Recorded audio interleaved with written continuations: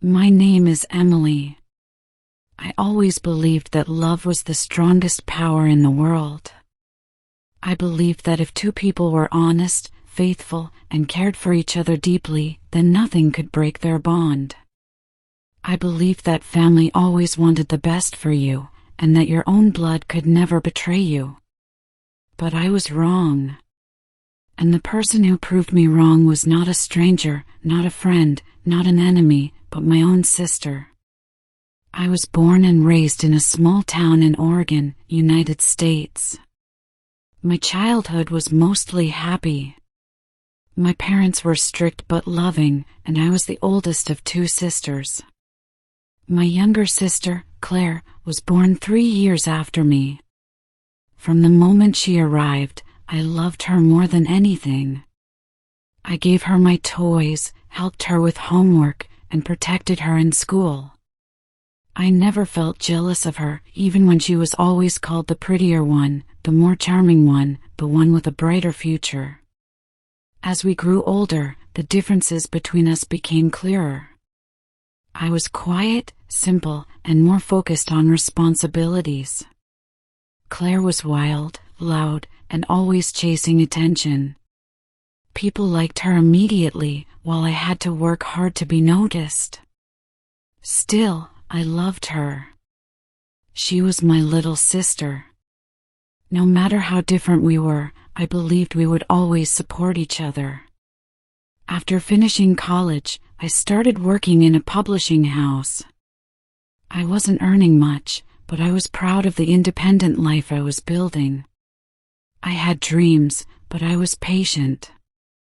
I believed that good things come with time. It was around this period when I met Daniel. Daniel was not like anyone I had ever met before. He was calm, kind, intelligent, and full of respect. He worked as a software engineer and had just moved into our neighborhood. We met at a local book club, and slowly, things started to grow between us. We became friends first. He liked how I thought. He said I had an old soul. He told me that I made him feel peace. That peace later turned into love. Our relationship wasn't perfect, but it was strong. We supported each other in every situation. When my mother fell sick, he was the one driving me to the hospital every night. When his company downsized, I stayed up with him all night, talking and helping him rebuild his confidence. After 2 years of dating, we got engaged. Everything felt like a dream. My parents were happy, and most of my friends supported us. I started planning my wedding slowly, carefully choosing everything from the color of the flowers to the design of the invitations. Daniel was also excited. We both wanted a small, meaningful wedding with only close family and friends. That was our plan. But life had other ideas.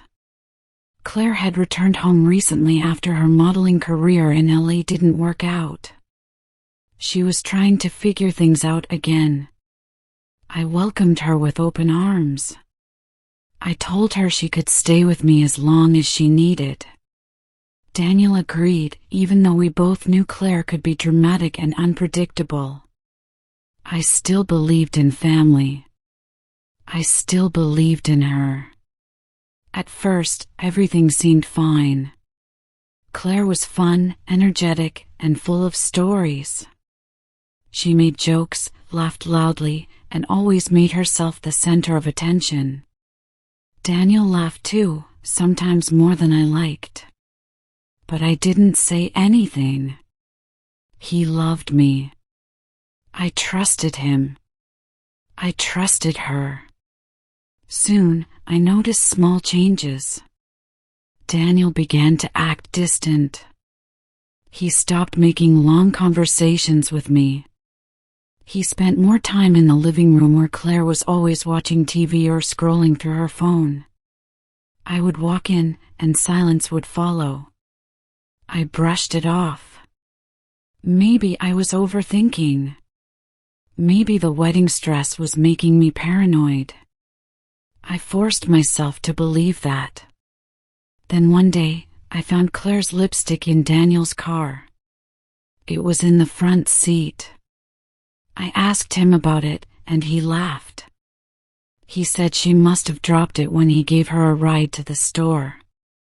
I smiled and nodded. But something inside me cracked. My own thoughts started attacking me. I couldn't sleep well at night. Every little thing started to seem suspicious. The way Claire would dress around him, the way she touched his shoulder while laughing, the way Daniel no longer complimented me the way he used to. I still wanted to believe it was nothing. I still wanted to believe that I was overreacting. Then came the real pain. 1 week before the wedding, Daniel called me. His voice was calm but distant. He said he wanted to cancel the wedding. He said he wasn't ready. He said he needed time to think. My heart shattered. I begged him to talk in person. He refused. That was the last time I heard his voice as my fiancé. I cried for 3 days straight.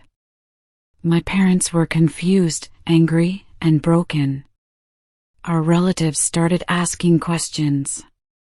People started making assumptions. Some said maybe I was too boring. Some said maybe I rushed things. I didn't care what the world thought. I just wanted to know why. Claire didn't say much. She acted shocked and sad. She said maybe Daniel was never really the right one. She hugged me and brought me tea. But there was something in her eyes. Something cold. I began to fall into a dark place.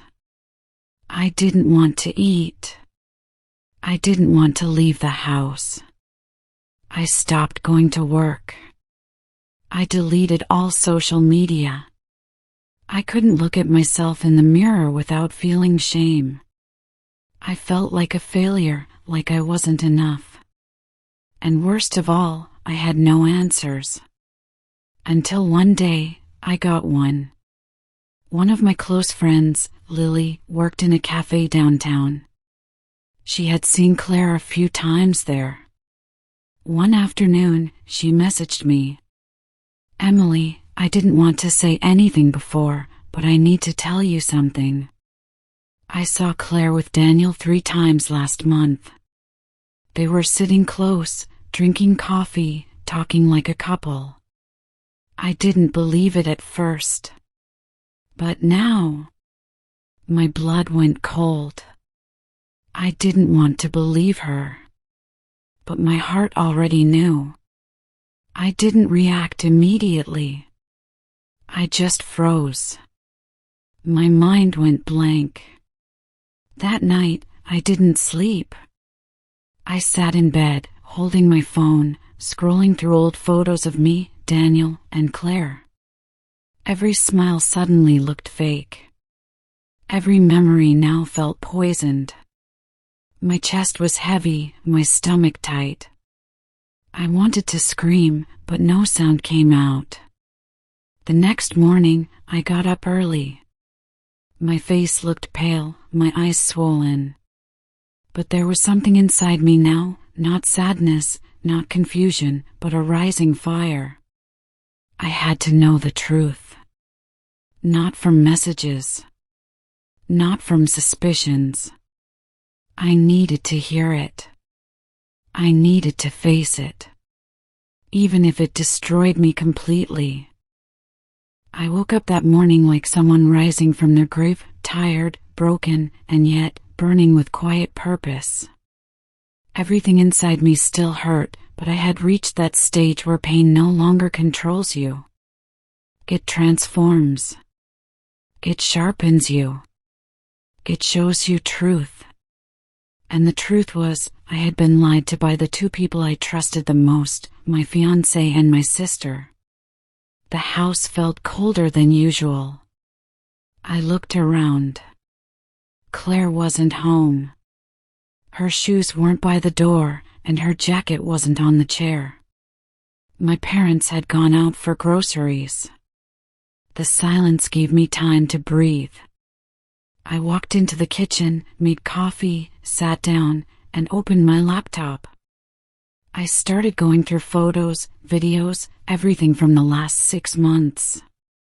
Every wedding plan, every event, every small recording of laughter now looked like footage from a crime scene.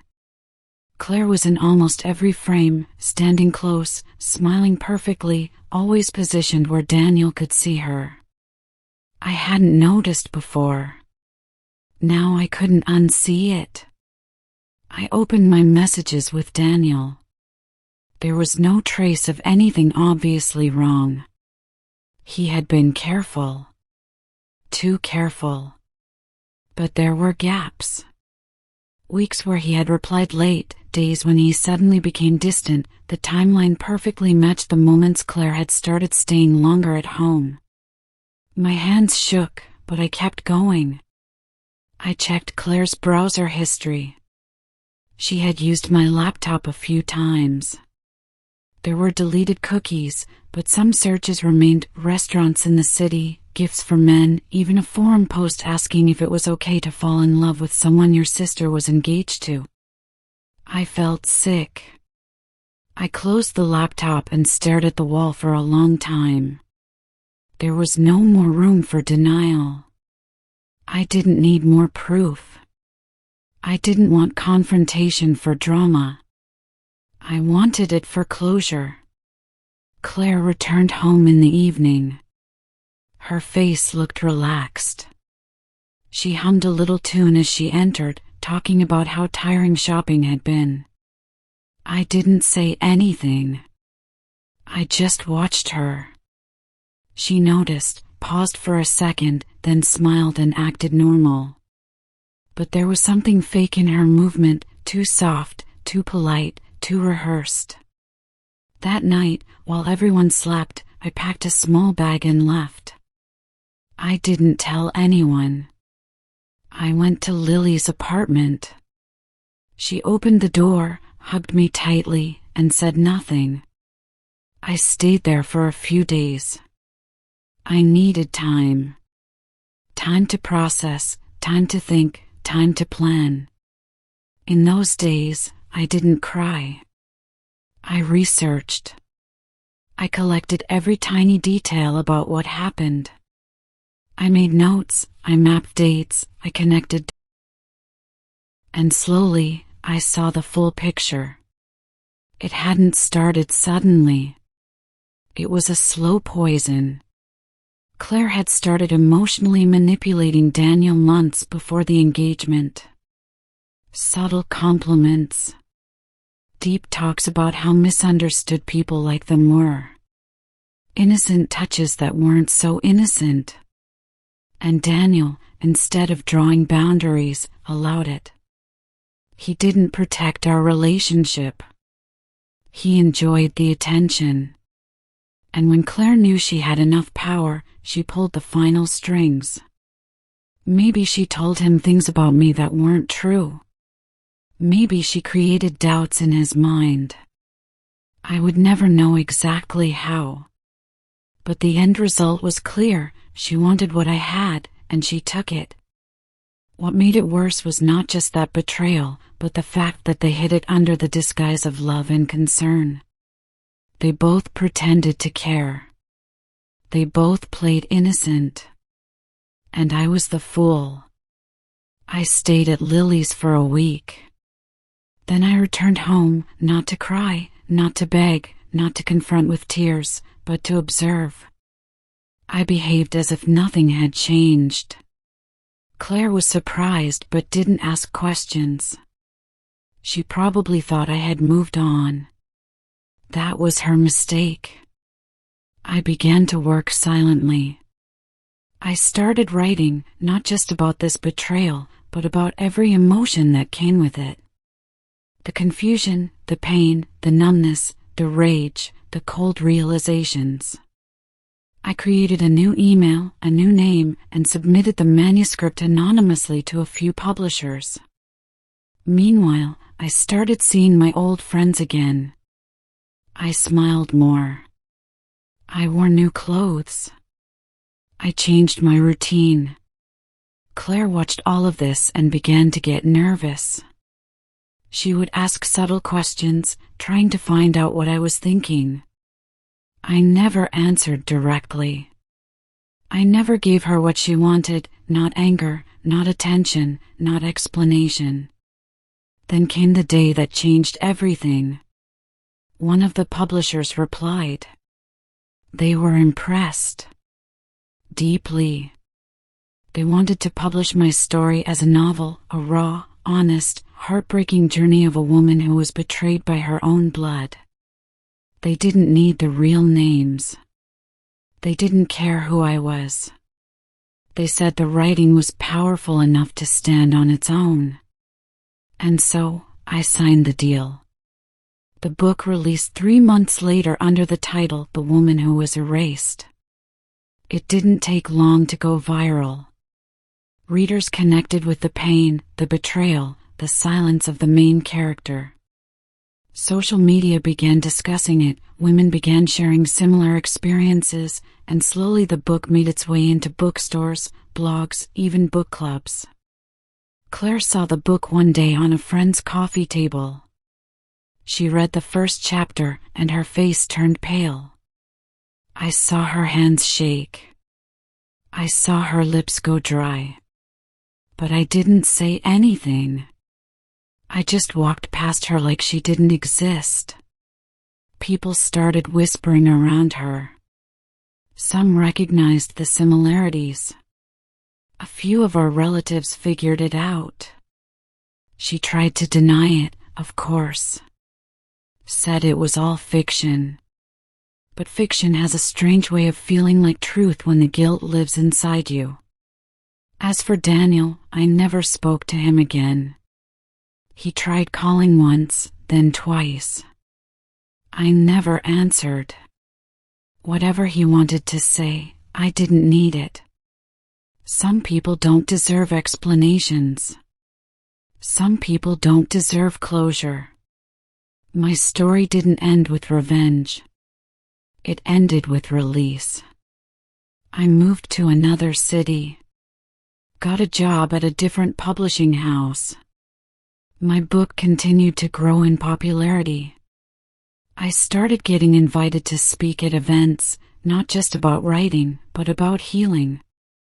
I met women who had gone through similar betrayals. I hugged them. I cried with them. I listened to them. And through them, I understood something very important. Your life is not defined by who hurt you. It's defined by what you do after they hurt you. Pain is not a full stop. It's a comma. You get to choose how the next sentence reads. Claire lost many things that year. Friends, respect, trust. And most importantly, she lost me. Not just as a sister, but as a believer. I no longer believed in her. And when belief dies, love quietly walks away behind it. But I didn't hate her. I didn't want to destroy her life. That's the difference between her and me. She took my love and turned it into competition. I took her betrayal and turned it into creation. I still walk alone sometimes and remember everything. But I don't cry anymore. I don't ask why anymore. Because I know now, not every loss is a tragedy. Some losses are rescue missions in disguise. So to every girl who's been lied to, broken, betrayed, don't let their darkness bury your light. Don't wait for closure. Create it. Build something out of the ashes. And when they finally look at you again, let them see not the woman they broke, but the woman who rose.